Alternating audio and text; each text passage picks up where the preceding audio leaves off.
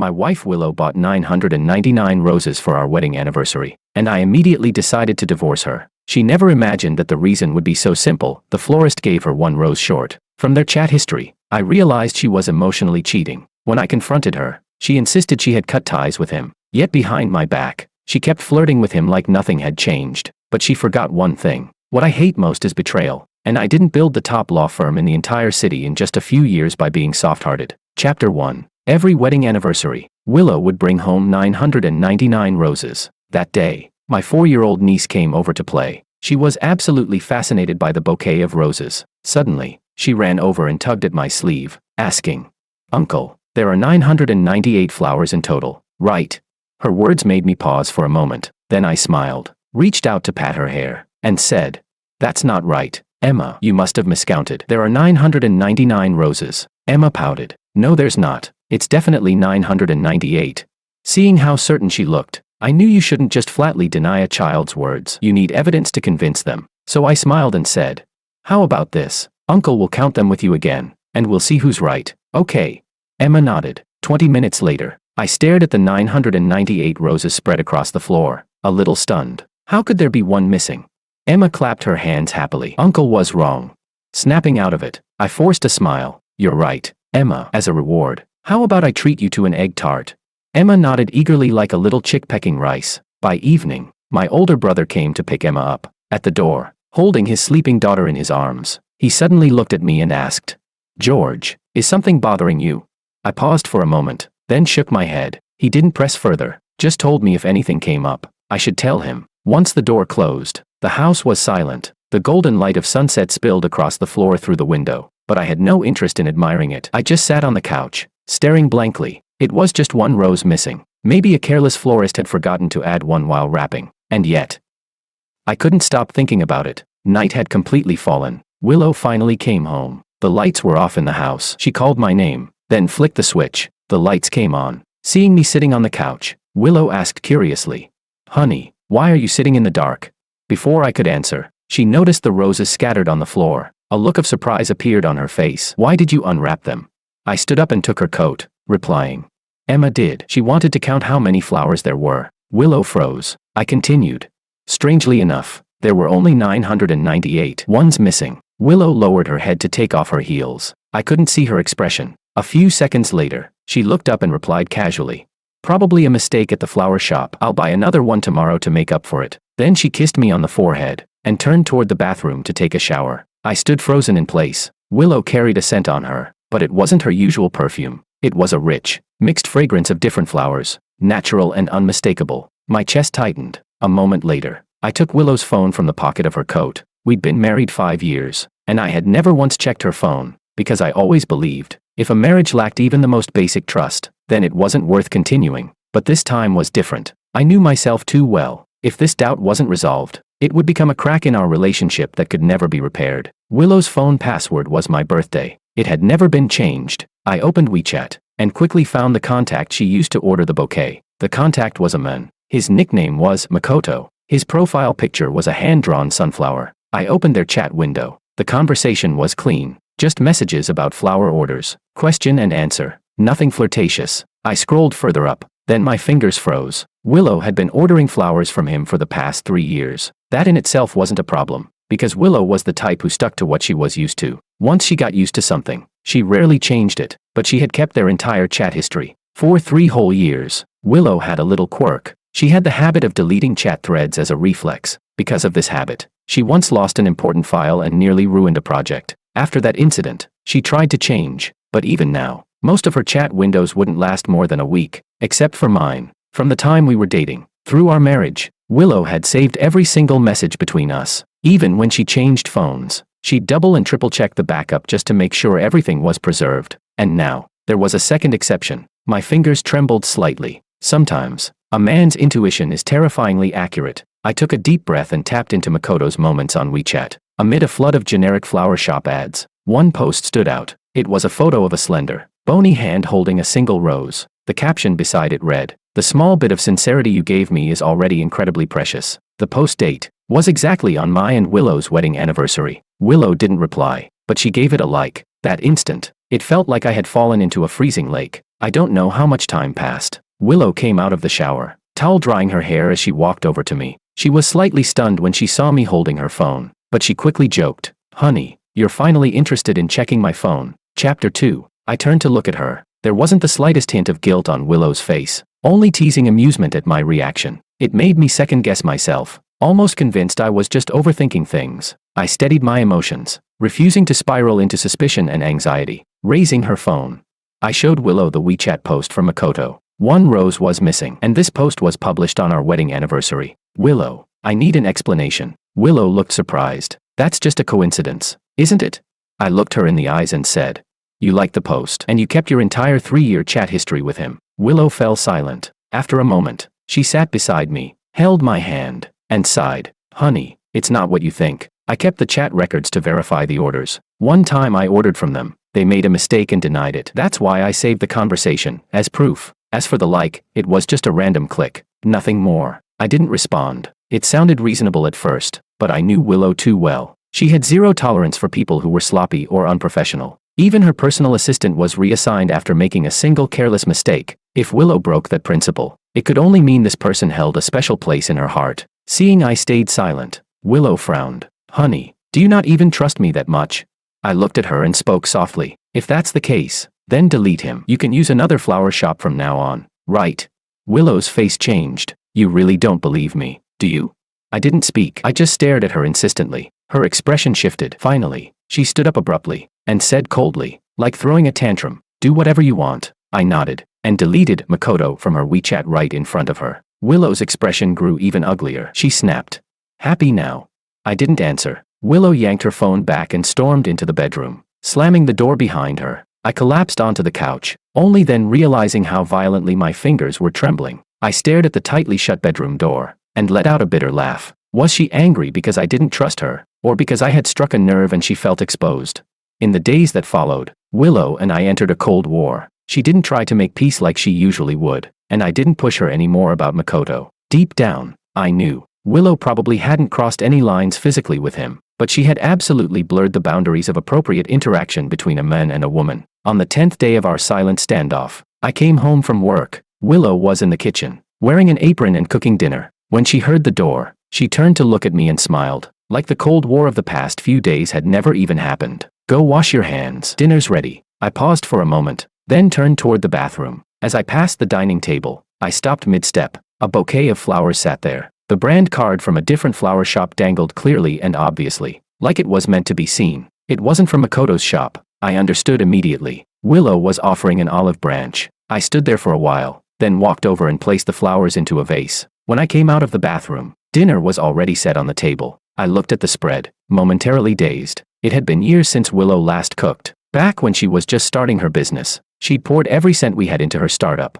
For a time, we were so strapped for cash that we wouldn't even cook 2 packs of instant noodles. We'd mix in some plain noodles to stretch it. Willow would pick out all the instant noodles and put them in my bowl. At the time, I was deeply moved. Now looking back, it's both a little sad and a little funny. Later, Willow's business succeeded. We had tasted every luxury, every fine dish. We no longer had to press our foreheads together over a tiny table, slurping shared noodles. But sometimes, I still miss the past. Not the hardship, but the way we loved each other so passionately back then. Now, Willow and I were walking different paths in our careers. We shone in our own fields, but we had less and less to talk about. Maybe neither of us realized. The moment communication began to dwindle, cracks had already formed in our marriage. Chapter 3. The Cold War between Willow and me ended tacitly after that meal, but that didn't mean I had forgiven her. In the adult world, sometimes you have to turn a blind eye. She was my wife. There had been no actual cheating. So what could I really do? If I were still 20, I would have slapped Willow across the face and told her goodbye. But now I was 29. The law firm I co-founded with a friend was still in its early stages. Partnering with Willow's company helped us maximize our interests. So, as long as Willow didn't cross my bottom line, I wouldn't tear things apart. To numb myself, and to get past this incident faster, I buried myself in work for an entire month without pause. One day, while helping a client sort through their case, a sudden sharp pain twisted in my abdomen. I rushed to the restroom and vomited, even spitting up blood. A wave of dread surged inside me. At the hospital, thankfully, it wasn't anything life-threatening like cancer, just acute gastritis, caused by a month of stress, irregular sleep, and poor eating habits. Sitting on a bench, I looked at the report in my hands, feeling all kinds of emotions. All those years as a lawyer, and I'd never fallen ill, but just 1 month of internal turmoil, and here I was. After a long silence, I crumpled the report in my hand, took a deep breath, and stood up. Dwelling on pain alone wouldn't help. Sometimes, you have to cut clean to stop the rot. I walked out of the hospital, and drove straight to the office. The young receptionist recognized me and greeted cheerfully. "Sir," I nodded, but my gaze caught something near the wall, and I froze. There was a long table with a box of individually wrapped roses on top. The receptionist, always quick to read the room, noticed where I was looking. She explained with a smile.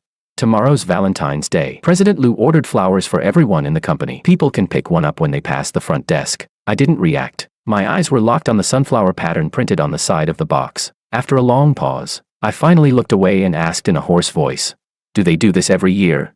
The receptionist thought for a moment. "It started 3 years ago, I think." My heart felt like it had just taken a hammer blow, thudding violently. A bitter, indescribable ache swelled in my chest. I forced a smile, and took the elevator upstairs. Outside Willow's office, just as I was about to knock, the door opened from inside. A young, handsome guy walked out, beaming with a smile, but the moment he saw me, his expression froze. We stared at each other. Neither of us said a word, but we both knew who the other was. Willow sensed the tension. When she saw me, her expression changed instantly. She instinctively stepped forward, placing herself between Makoto and me. "Honey, it's not what you think," she said quickly. "He just came to deliver flowers. The Valentine's Day bouquet was ordered a long time ago, and it couldn't be cancelled." I raised a hand and cut her off. "Willow, stop making excuses. It just makes you look ridiculous." Her face darkened, like she'd been insulted. Before she could say anything else, Makoto suddenly stepped forward, looking at me defiantly. "Mr. Wang, that's really uncalled for. There's nothing indecent going on between me and Miss Liu." He bit his lip, then turned to Willow with a look full of emotion. "I've had a one-sided crush on Miss Liu, but she's never responded to my feelings. She only has eyes for you. Miss Liu is an amazing woman. You should cherish her." I looked at him calmly and asked, "Do you know what I do for a living?"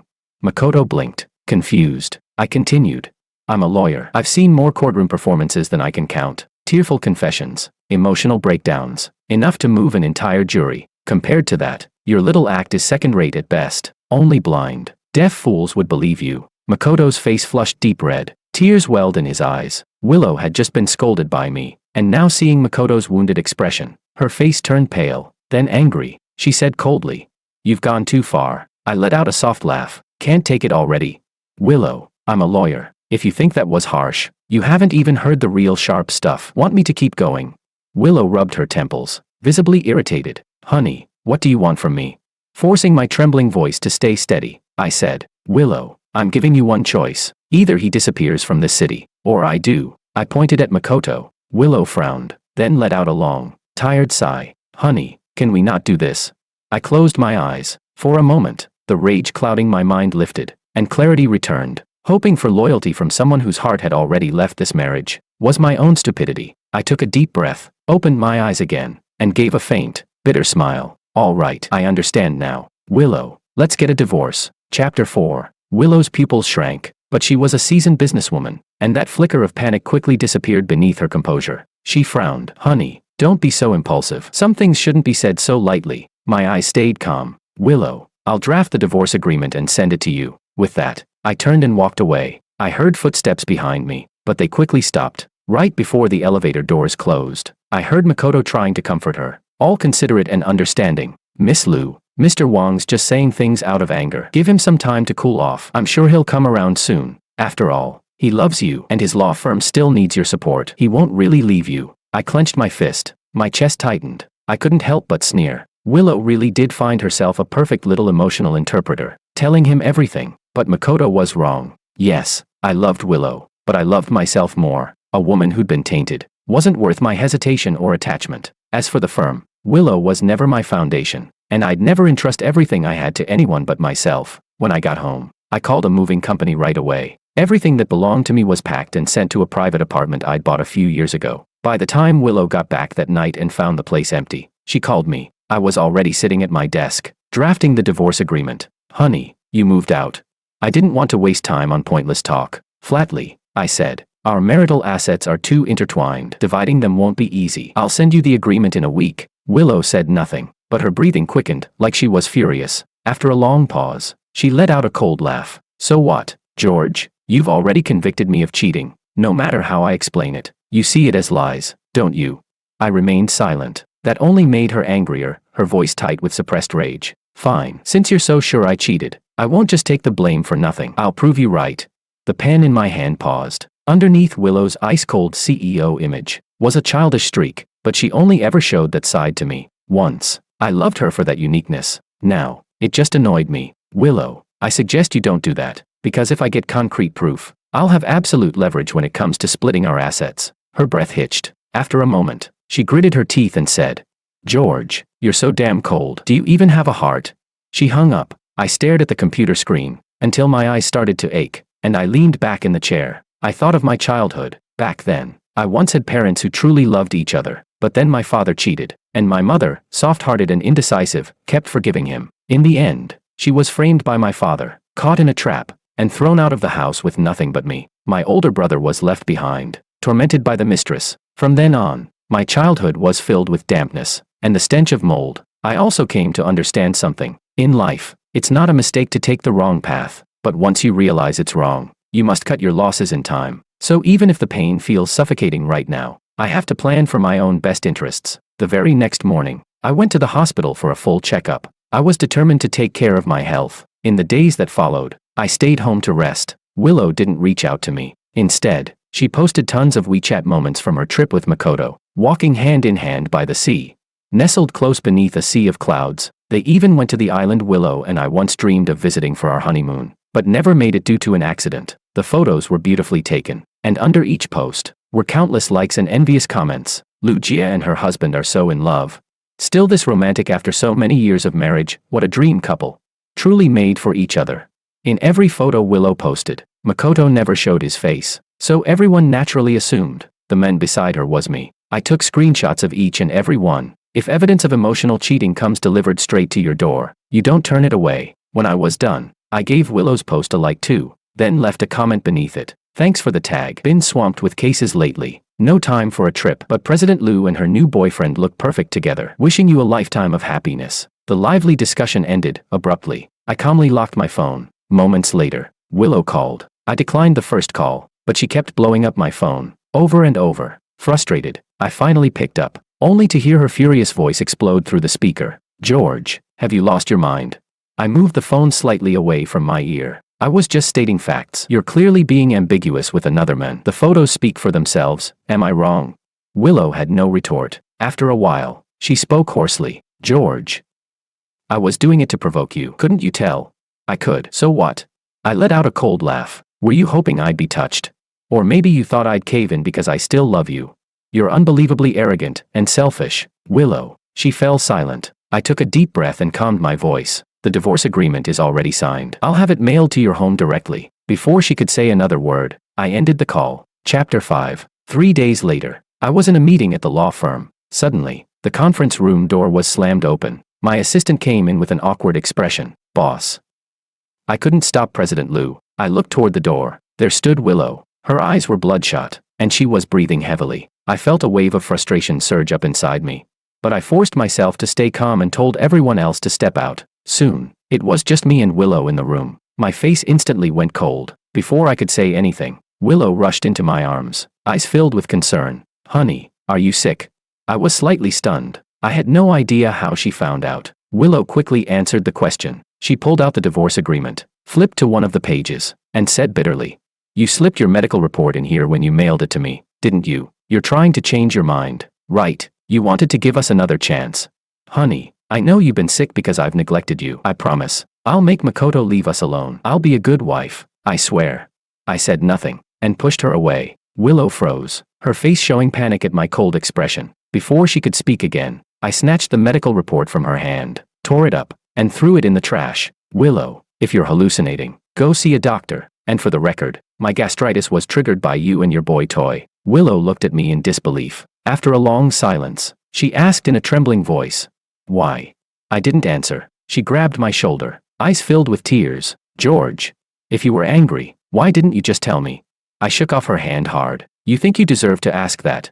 For the first time, I let my resentment show, teeth clenched. Willow, the one thing I hate most is betrayal. Willow froze in place, her expression twisted in regret and guilt. She knew my family background. She knew how deeply I loathed cheaters. And still, she chose to cross the line anyway. Willow reached for my hand, voice full of remorse. "Honey, I'm sorry, but I didn't let her finish. I called security in to escort her out." "Get out," I yelled. Willow disappeared. I went to her company to look for her, but she was nowhere to be found. Instead, all kinds of supplements started arriving at my home like a steady stream. I gave them all to neighbors and coworkers. After 2 or 3 deliveries, the gift stopped. I figured Willow was deliberately avoiding me, so I stopped wasting time. I had my assistant notify her. If she didn't sign the divorce papers within a week, I would immediately take legal action. And when it came to that, it wouldn't just be about divorce. Even her company's image would take a hit. 1 week later, Willow showed up at my apartment, right at the deadline. She was carrying bags full of things. I acted like I didn't see her and went straight inside.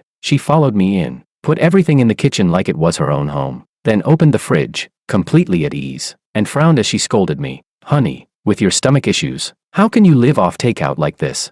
I bought blackbone chicken. I'll make a soup for you later." As the fridge door closed, Willow tilted her head and saw me standing there, holding the divorce agreement. The atmosphere instantly turned still and heavy. I was the first to speak. "Takeout chicken soup tastes just as good and it's just as nourishing." Willow opened her mouth, trying to say something, but I didn't give her the chance. "What I mean is, you're not irreplaceable anymore. I don't need you now. So it's time for you to step off the stage." Willow. All these years we'd been together. Every time she upset me and wanted to make up, Willow would cook a meal, and I would take the opportunity to forgive her, let things slide. But all of that was based on one condition: I loved her. Now, I didn't anymore. So even if she used the same tricks, they had no effect. Willow clearly realized that too. Her face slowly turned pale. I handed her the divorce agreement. "Sign it. Be mature. This is the best decision for both of us." After a long moment, Willow took the document with trembling fingers. She picked up the pen and slowly began to write her name. Suddenly, her hand paused. In the next second, she threw herself into my arms, clinging tightly around my neck,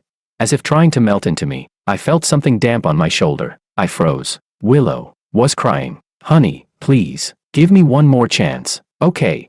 I'll tell you everything, I swear. But there really isn't anything going on with Makoto. I was just venting to him. That's all. Nothing else happened. I swear. Please believe me." I was silent for a moment, then asked calmly, "Then why didn't you talk to me?" Willow's body stiffened. I went on, voice cold. "Because I don't give you the emotional validation you want. I've always disagreed with your aggressive growth strategies for the company. You think I'm too cautious, too conservative, so you stopped talking to me. You wanted someone like Makoto, someone who would sweet-talk you and agree with everything you say. A warm, gentle guy who'd make you feel good. Isn't that right?" Willow looked at me, like she couldn't understand how I knew all this. I gave a bitter, mocking smile. "Willow, I know you better than you know yourself." Her face turned completely white. She couldn't utter a single word. I gently took her hand and carefully signed the rest of my name, stroke by stroke. Chapter 6. 1 month later, Willow and I were officially divorced. Outside the Civil Affairs Bureau, I put the divorce certificate into my bag and turned to get in the car. Willow called out to me, "George, I've already made Makoto leave the city. I won't see him again." I nodded calmly. "That's your business. You don't need to tell me." Her eyes flickered with hurt. I buckled my seatbelt, ready to drive away, but Willow rushed forward and gripped the window with both hands, her voice urgent. "George, the company's facing a financial dispute. You'll help me, right?" I paused, with hope in her eyes. She looked at me expectantly, but I remembered something and replied, "Almost forgot to mention, my law firm's partnership with your company ends next month, so I'm afraid I can't help." Her expression turned ashen in an instant. I started the engine. Still, Willow clung to the window tightly, refusing to let go, but I didn't waver. I stepped hard on the gas and sped off. Willow stumbled forward, dragged by the momentum, almost falling to her knees on the pavement. In the days that followed, I cut ties with Willow's company as quickly as possible. I also relocated the law firm. Our original office space was just 1 floor inside Willow's company building, too cramped and narrow for our growing team. But because of Willow, I'd never made the final decision to move. Now, the timing was perfect. The new office was in the city center, spacious, bright, and full of potential. Standing before the floor-to-ceiling windows, looking out over the vast city below, it felt like I was an emperor surveying the kingdom I'd built with my own hands. A long-lost sense of satisfaction filled my chest. Suddenly, someone knocked on the office door. My secretary came in, face dark. She said a man was making a scene downstairs, accusing the firm of being unethical, deceptive, and completely lacking professional integrity. My face turned cold. I followed her downstairs, and to my surprise, it was Makoto. Gone was the clean-cut, charming young man from before. Now he looked disheveled and grimy. The moment he saw me, Makoto's eyes turned red and he lunged forward. "George, this is all your fault." He was stopped by the security guards before he could touch me. Struggling against them, he shouted, "This man, he couldn't keep his wife's heart, so he destroyed my flower shop and drove me out of the city. How can someone like him even call himself a lawyer?" People nearby started whispering. Rage surged inside me. Truth didn't matter. Rumors killed. Just a few sentences from Makoto, and he could ruin the reputation of my entire firm. I clenched my fists while calling the police. I also phoned Willow. At the police station, Makoto and I sat across from each other. He kept trying to provoke me with sarcasm, but the officers sternly told him to shut up every time. I checked the time impatiently. Half an hour later, Willow walked in. Makoto's eyes lit up the moment he saw her, but before he could speak, Willow strode forward and slapped him hard across the face, her expression like thunder. "Did I not tell you to disappear? Where did you get the nerve to harass my husband?"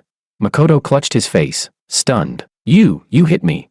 Willow was held back by the police, but her gaze was cold as ice. Makoto met her eyes, and couldn't stop the tears from falling. "You weren't like this before. You were so good to me. You helped me grow my shop, introduced me to clients. We talked about everything. You even said I was the one who understood you best." Willow's face turned ugly. "Shut up." Then she cautiously looked toward me. "George, I'm sorry. I didn't think he'd come after you." I ignored her. She created this mess. Let her clean it up. It had nothing to do with me. I signed the police record and stood up to leave. As I got in the car, I saw Willow chase out after me through the rearview mirror, but I didn't stop. I drove away without hesitation. Chapter 7. For a long time after, Willow didn't appear again, but because Willow and I shared so many similar WeChat posts, her news still managed to find its way back to me. For example, Makoto had completely latched onto her. He showed up at her office every day, demanding a relationship. The news of Willow's affair and divorce spread quickly. The family-oriented strong woman persona she had built collapsed, and her image was severely damaged. This led to a sharp drop in her company's stock prices. Willow was miserable, but I wasn't particularly surprised. Perhaps it was an instinct between us. The moment I saw Makoto, I could tell he wasn't the sunny, harmless guy he appeared to be. He had his own agenda. But Willow, she had always been proud. She had never really cared for Makoto. To her, he was just a diversion, an emotional outlet she could toss aside when she was done. But reality didn't follow her plans. Willow probably never imagined that she'd fall for someone she'd always dismissed. This was her own doing. I just saw it as a joke and didn't let it bother me. The next time I heard Willow's name was 6 months later. Our firm received a lawsuit regarding a malicious bidding case. The defendant, Willow. I flipped through the files. A moment later, I looked up at the woman across from me and asked, "Why come to me?" Sophia smiled. "2 reasons. The first is because I trust your ability. The second is simply that I don't like Willow. I want to use you to get back at her." Sophia's logic made sense. She and Willow had been rivals since college, always competing until now. She rested her chin in her hand and asked, "So, Wong, what do you think?" I didn't respond. Sophia deliberately provoked me. "You're not holding back because you still have feelings for her, are you?" I smiled. "Don't question my professionalism. You should know my fees aren't cheap," Sophia said. "I'm not lacking money." I and Sophia came to an agreement. Taking the case wasn't about revenge on Willow or to cause her trouble. It was for the firm. Partnering with Sophia's company would bring in a hefty consulting fee every year. I wasn't going to turn down money. Sophia had deliberately kept the fact that I was her company's attorney a secret. When I showed up in court, Willow was visibly shocked. Throughout the entire trial, she kept staring at me, her face utterly defeated. Willow lost the case. She now faced huge fines and compensation, and the remaining shareholders in her company were dissatisfied. Her position was on shaky ground. After the trial, Willow rushed to catch up with me, grabbing my wrist. Her eyes were red, and she asked, "George, do you hate me this much? Are you really going to help Sophia get back at me?" I shook off her hand, my expression cold. "Willow, watch your tone. I'm Sophia's lawyer. Helping her is my duty. Stop using your childish and shallow thinking to judge me." Willow's face shifted. She opened her mouth, but before she could say anything, Sophia casually walked up beside me. Her hand gently rested on my arm, feigning confusion. "Is there something wrong, President Liu? Are you trying to poach my lawyer?" As she finished speaking, she widened her eyes in mock surprise. "Oh, I just remembered. For you, President Liu, it's not about poaching someone else's men. It's more like going for leftovers. What a pity though. Someone as handsome and talented as Lawyer Wong. It's so hard to find someone like him. Why doesn't President Liu appreciate him? Maybe you have a thing for scheming, green tea types." Sophia's words hit their mark, each one aimed straight at Willow's heart. Willow's face turned pale with rage. Sophia then turned to me, asking if she was right. I didn't nod, nor did I argue. Willow's expression was wounded as she looked at me. Sophia checked her watch and provocatively said, "Well, President Liu, I'll leave you to your business. Lawyer Wang and I are leaving now." With that, she took my arm and walked away. Willow hurried a few steps after us, but then, defeated, she stopped. Chapter 8. As we rounded the corner, I removed Sophia's hand from my arm. Sophia, who had been glancing at Willow's disheartened figure in satisfaction, noticed my action. Her smile faltered. She pulled her hand back and said, "Is Lawyer Wang upset?" I replied indifferently, "This is the last time. You and Willow can do whatever you want, but don't use me as a tool." Sophia shrugged. I got into the car. Sophia, unabashed, slid into the car beside me, asking me to give her a ride. I started the engine reluctantly. Throughout the drive, Sophia tried to make conversation. I responded with short, disinterested replies. Suddenly, Sophia looked at me with a playful smile and said, "Lawyer Wang, how about we team up and take down Willow, that nasty woman? What do you think?" I couldn't help but glance at her. We were all adults here. There was nothing hard to understand, but I wasn't narcissistic enough to think that Sophia genuinely liked me. She was just trying to use me to annoy Willow, but I had no interest in getting involved with Willow anymore. I said calmly, "If Miss Sophia keeps joking around, our collaboration can end here." Sophia's smile faded. Her eyes deepened. "What if I wasn't joking?" "Then you can get out of the car right now." Sophia fell silent for a moment, then playfully blinked her eyes. "You're ruthless, Lawyer Wang." This is the highway. My mind was as calm as still water. If I wasn't ruthless, we wouldn't have come to this point. Sophia opened her mouth to say something but then closed it again. As she was about to get out of the car, she suddenly turned around and looked at me, smiling. "Lawyer Wang, I really admire you. I've admired you for a long time." I was momentarily stunned. I had an inkling. Sophia, Willow, and I all attended the same university. When Sophia said, "a long time ago," she must have been talking about college, right? I shook my head and drove off. I'd lived 29 years, and I only had one relationship with Willow. Who would have thought that after our divorce, an unexpected old flame from the past would resurface? Willow didn't accept the verdict. She appealed the case again, but in the end, the original judgment stood. Soon after, Willow was accused of leaking company secrets and was removed from her position. After an investigation, it turned out that Makoto was the real culprit, because Willow had never returned his feelings. He had finally come to believe that she never cared about him. From love, he grew to hate, seeking to drag Willow down with him. In the end, he destroyed both her and himself. He was sent to prison. Although the truth was uncovered, Willow didn't get her position back, because everything that happened was caused by her own actions. When Sophia relayed the news to me, she gleefully slapped her thigh and laughed. "Serves her right." I didn't respond. After Sophia stopped laughing, she said, "To celebrate, how about I take you out to dinner?" I declined. "I've got something to do." Sophia sighed, about to say something, when suddenly the sound of an airport announcement came from her phone. She froze. Before she could speak, I hung up the phone, grabbed my suitcase, and walked toward the boarding gate. I had taken on a case commissioned by an overseas Chinese client. I was ready to broaden my horizons. As for Sophia, I wasn't planning to respond to her anymore. After all, it didn't matter whether it was a man or a woman. Emotions were just the seasoning of life. Career was the true priority.